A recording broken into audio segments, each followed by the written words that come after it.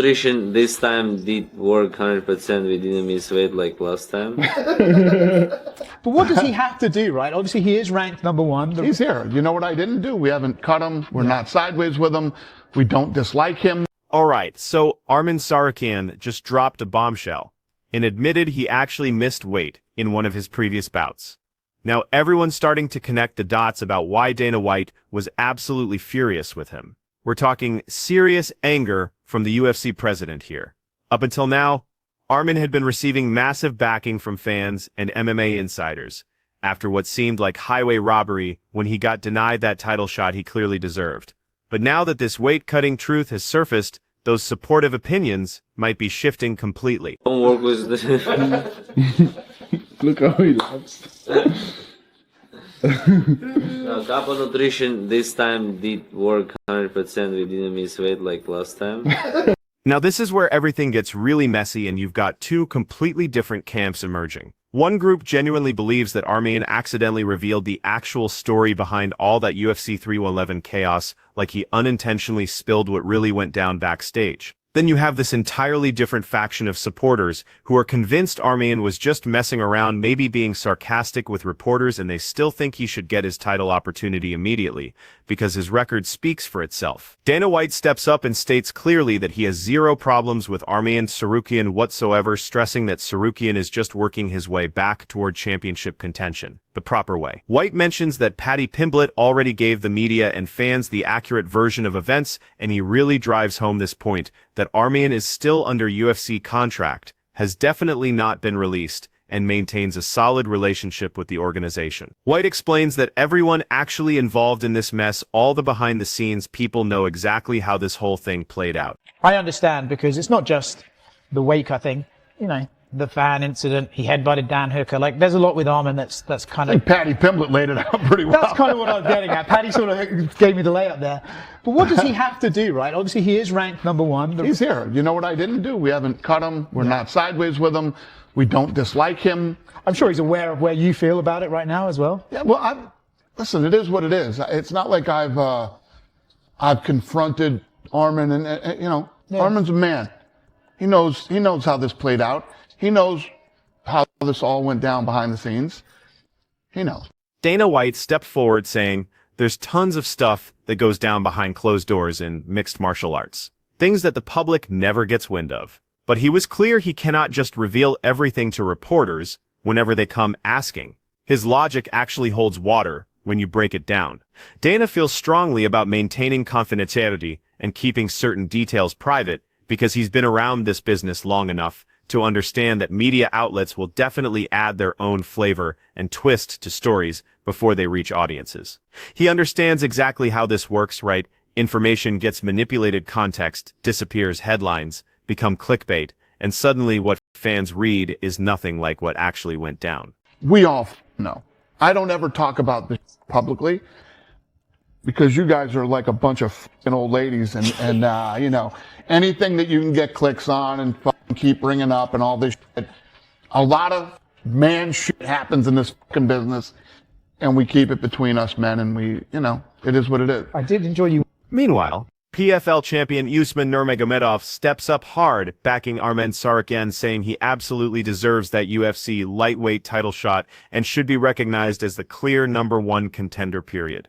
He's asking some tough questions too, like why isn't Islam Makhachev defending his championship right now, using personal problems as justification to postpone the bout. From Usman's perspective, this whole situation has gotten really weird and confusing. You've got the UFC deciding to create an interim championship, which is its own mess, and then they're handing another shot to Pimblett, who honestly is coming off what most observers would describe as underwhelming recent showings. Meanwhile, Tsarukyan keeps getting passed over repeatedly, despite obviously earning his shot at championship gold. It's like watching someone check every box and still get denied the opportunity they've worked for. I don't know. Now in UFC, you have like some interesting situation too. With Arman Tsarukyan, he's contender #1. And somebody have some beef with his wife. He asked to some like he asked about like, hey, I'm gonna fix my deal with my family, with his wife. he go out. They make like new, how we call this belt? Interim belt. Interim belt. And for the interim belt, fighting the guy from England who have last three opponent with like no one of them have win streak like. Usman Nurmagomedov is seriously questioning where the UFC is headed right now, and his concerns make sense. He's pointing out that while certain promotional decisions might be fantastic for media buzz and generating headlines and social media and engagement, you need to remember that the UFC should fundamentally showcase the world's elite fighters competing against each other. That's the foundation of this sport, right? He thinks strongly that fights should be made primarily based on talent and rankings, instead of just popularity and who delivers the best trash talk, or creates the most Twitter drama. He admits openly that he's genuinely puzzled by what's happening in the lightweight picture right now, like none of it makes logical sense to him. In his opinion, and he's not holding back here, the obvious undisputed #1 contender in the lightweight division right now is Arman Tsarukyan, without question. This shouldn't even be up for discussion. I understand this is good for media, but like when I'm thinking like UFC, the place is where is for now like where is the best fighters in the world fighting each other. That's calling like that, best fighters, not who more popular, not like best fighters. Like, but I don't know what there is happen. Yeah. In my opinion, in UFC right now, #1. In lightweight division, it's Arman Tsarukyan. Dan Hooker throws his hat into this debate with some really fascinating takes, claiming that Islam Makhachev has very little desire to actually step into the octagon with Arman Tsarukyan, and his reasoning comes down to strategy. He argues that Tsarukyan presents a nightmare stylistic puzzle, the type of matchup that elite fighters actively avoid, and that he's been widely ducked throughout the division by several top names. Dan insists it's not just one or two guys either, but that various contenders at the championship level are intentionally avoiding Arman's path, not wanting to risk their position against him. Here's where things get really spicy though. Dan hints that Islam's current extended break from competition, all this time away from fighting, actually shows reluctance to face someone he sees as a serious and dangerous challenge to his reign. Maybe there's more behind the delay than just personal circumstances. He's been calling out Ilya. Who would fight? Who would win that fight, you reckon? Oh, I think there's a reason that Ilya doesn't really want to get in the octagon with him. I think Arman's a problem, and it's everyone in the division is kind of ducking him at the moment. Ilya's taking some time off. And then the other two don't want to fight him. Paddy and Gagey, they both don't want to fight Arman, so now they're fighting each other. So he's kind of just left in the lurch. Maybe I'll get past BSD, and I think I'll be the only guy to put my hand up to run it back with Arman. Islam Makhachev offers his perspective on this mess, and he's pretty harsh about how everything's unfolding. Islam felt that Arman Tsarukyan was clearly the correct pick for the next championship opportunity, like it should have been. Automatic, yet now he's predicting that Tsarukyan will have to remain inactive for this long stretch, just sitting there while whoever wins between Justin Gaethje and Paddy Pimblett gets positioned to challenge Islam instead. From his viewpoint, and you can sense the annoyance this situation could realistically force Arman into another complete year on the shelf, essentially wasting 12 months of his athletic prime, despite already proving he belongs at the top through his performances. It's like getting penalized for doing everything correctly. То, что дали это Гейчи, да, конечно. Не знаю, пусть организация обижается, но сейчас все больше непонятных боев для меня. Я не знаю, я думаю, конечно, что Арман должен был драться за пояс. Но, не знаю, вот сейчас, если Арман, будем честны, Арман сейчас не подерется. Подерется Пимблет с Гейджи, кто бы из них не выиграл, подерутся с Тапури. Это еще год должен Арман выстаивать. Не знаю. Тяжелое, конечно. Но у меня тоже было так же в карьере. Я 10 боев провел, чтобы добраться до пояса. 10 победных боев. You've also got Daniel Cormier stepping up and supporting Arman Tsarukyan strongly, and DC's voice matters in these conversations because of his background and expertise. He believes firmly that Arman deserves a legitimate opportunity to compete for the UFC lightweight championship like this shouldn't even be debatable in his mind. DC recognizes all these roles that Arman has accepted, like serving as backup fighter for major events and taking that Dan Hooker matchup on fairly short notice, his real efforts to rebuild trust with the promotion and demonstrate he's willing to be a company man. But here's DC's main point. He still thinks that Arman has accomplished more than enough to warrant a genuine title opportunity, and these additional requirements shouldn't have been mandatory. Check out what DC explains here, because he gets passionate about this topic. Arman serving as backup fighter, accepting the Dan Hooker bout, those are all moves toward rebuilding organizational confidence to secure him a championship fight. But DC still thinks that Arman Tsarukyan should be competing for some form of the UFC lightweight belt right now. He recognizes something really significant too. Many people throughout the MMA world think Arman is actually the best lightweight on the planet now that Islam has moved up or isn't staying as busy. DC clarifies he's not necessarily saying he's in that group, but there are plenty of respected voices who think Arman deserves his title shot based purely on merit. DC continues by noting that Arman's fighting style creates absolute hell for every single guy currently orbiting the championship right now. Like stylistically, he brings problems that these other contenders and title holders really have trouble solving.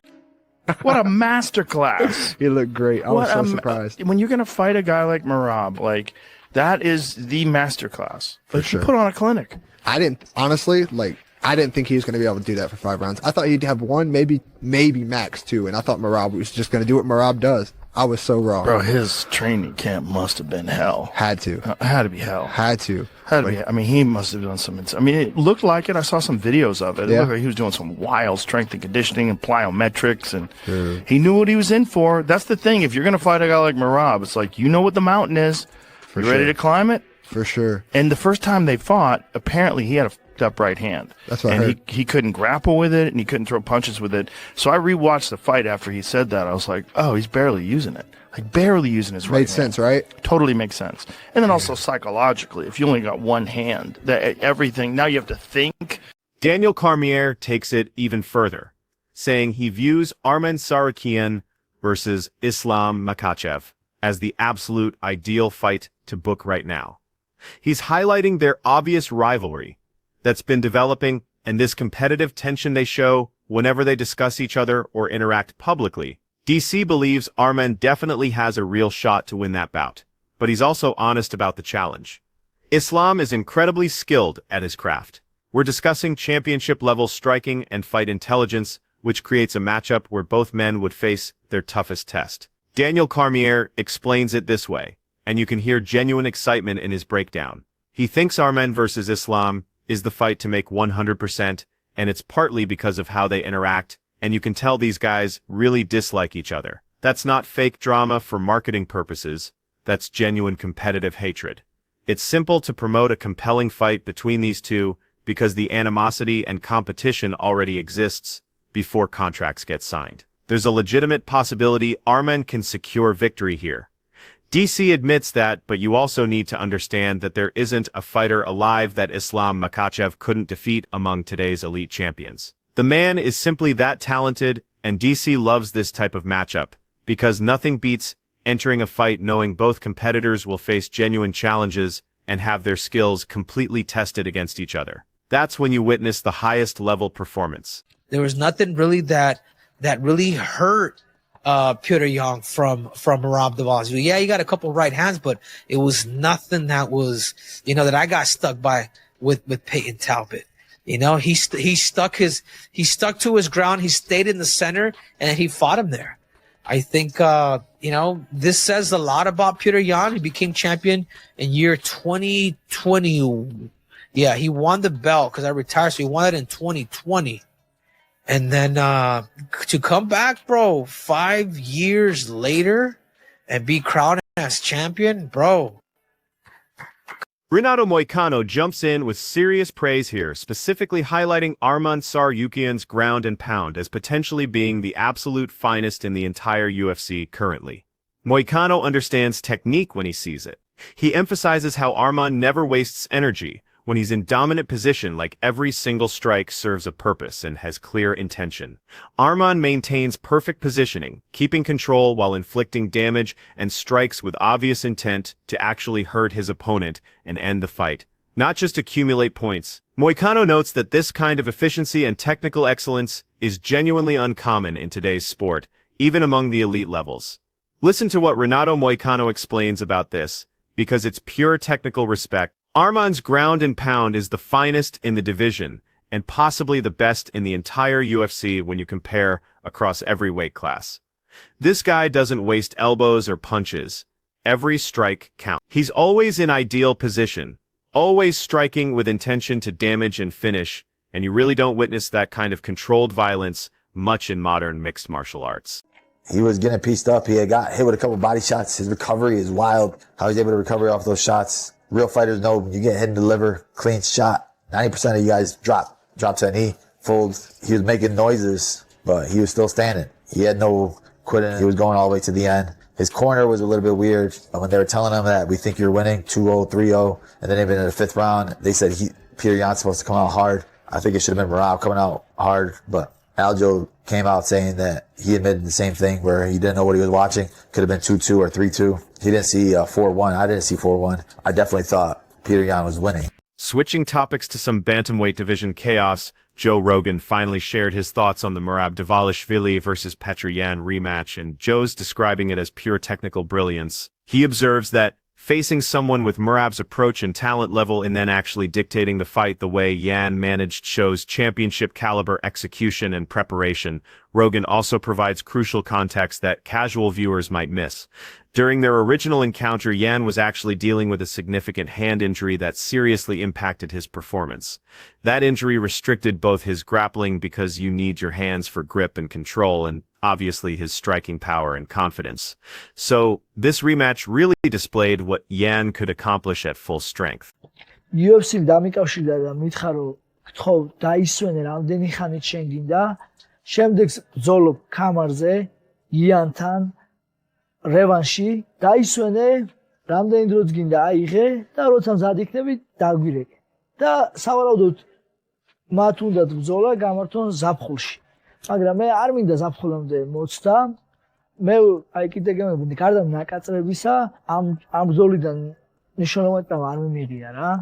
და მოკლედ მე ადრე მაწყობს ბრძოლის დანიშნა და ალბათ რა ვიცი გაზაფხულზე ან აპრილში რა მოკლედ კარგი იქნება თუ დამეშტო არა და შეიძლება ბრძოლა დანიშნოს ზაფხულში. Henry Cejudo gives massive respect to Petr Yan for recapturing the championship 5 complete years after initially winning it, which, when you consider the timeline, is absolutely wild. Henry confesses openly that he never believed a comeback of that magnitude was possible, especially after such an extended period where new fighters emerged and the division changed completely. Cejudo highlights the specific elements that impressed him about Yan's, showing how he weathered everything. Merab delivered, and Merab brings serious volume. How Yan remained calm under fire, held his position right in cage center instead of retreating to the fence, and never broke mentally even when the fight got difficult. To Henry, watching that performance demonstrated Yan's incredible heart and evolution as a complete mixed martial artist, and it makes his championship return even more remarkable and surprising than it would have been otherwise. This isn't simply winning gold, this is reclaiming it after years in the wilderness. How can he not fight Peter? I feel like. Nah. I get that. I feel like there's no doubt that Merab gets that rematch. I don't think so. No? He just got 50, he just 50-45. Yeah. They're dominating. Yeah, but he dominated the first. Henry's shock is obvious here, because you can tell this outcome caught him completely off guard. Meanwhile, Bilal Muhammad praises Merab Dvalishvili for his absolutely incredible durability, specifically calling attention to what happened after Merab absorbed those brutal liver shots during the bout. Bilal points out that most fighters, and we're discussing professionals at the championship level, would drop and basically quit when they eat clean liver shots like that. The pain is supposedly excruciating. It paralyzes your body, but Merab somehow remained upright, showed absolutely zero surrender, and battled all the way to the final horn, despite all the punishment his body absorbed.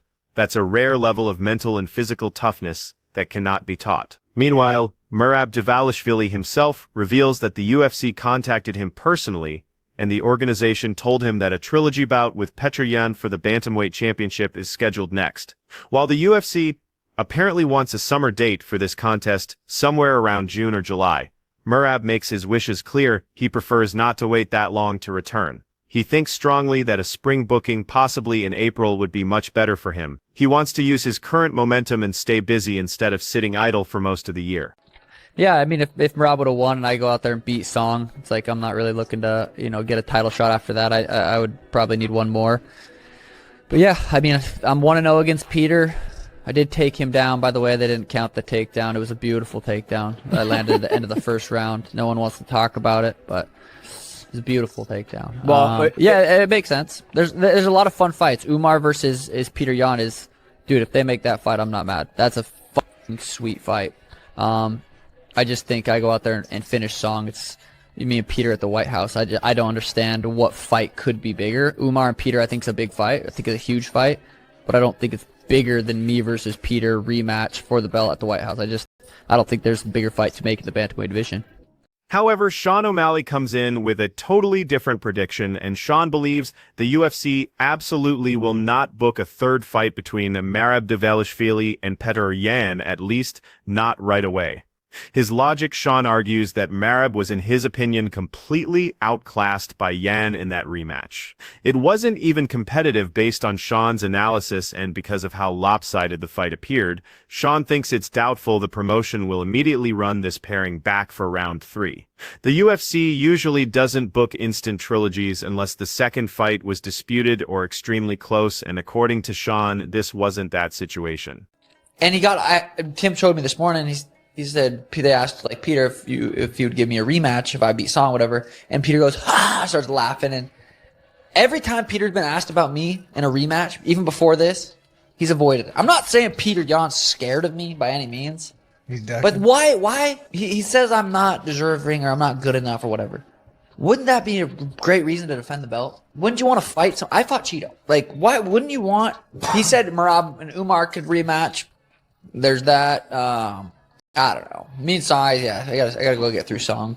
Sean O'Malley now makes his argument that a rematch between himself and Petr Yan would actually be the most significant possible fight in the bantamweight division right now in terms of importance and fan interest. He mentions something that many supporters seem to overlook. He already owns a victory over Yan on his resume. That's undeniable. Sean reminds people of something specific that he feels gets ignored in conversations about that bout. He even secured a takedown against Yan during their meeting, which nobody saw coming. Taking down someone with Yan's grappling background is genuinely noteworthy. While Sean acknowledges that Umar Nurmagomedov versus Petr Yan would be solid competition and would be technical and exciting, he maintains it didn't match the significance and commercial appeal of a championship fight. Between himself and Yan, especially if it happened on a massive platform, which would create this enormous promotional event. Sean's really confident about this take too. O'Malley even suggests that he believes Petr Yan is intentionally ducking a rematch with him, which is a bold claim to make. Sean observes that whenever Yan gets questioned by reporters or supporters about potentially facing O'Malley again, Yan regularly rejects the whole concept by saying that O'Malley doesn't deserve a title shot or even a major fight currently. O'Malley challenges that reasoning, strongly arguing that if Yan truly thought Sean was undeserving, wouldn't that create the perfect simple opportunity to defend his belt? Like, if you think I don't belong, beat me again and prove your point. Sean especially mentions that he already accepted a genuinely dangerous fight against Chito Vera, who's a threat that nobody underestimates. So it's not like he's been avoiding tough competition or choosing safe wotans. Nothing easy about that matchup. Fighting Chito always brings real danger. So that covers everything from today's breakdown of all this lightweight and bantamweight chaos, the Arman situation, the title picture arguments, and all the varying opinions from competitors and experts. Hopefully you genuinely enjoyed this analysis and all the different viewpoints we explored from Dana White, the athletes, and the commentator. Drop your thoughts and reactions in the comments below because we love reading what you think about these potential fights and who deserves what opportunity. Make sure to subscribe to our channel for more detailed and comprehensive MMA content covering all the beef, the competitions, the callouts, and everything happening in mixed martial arts.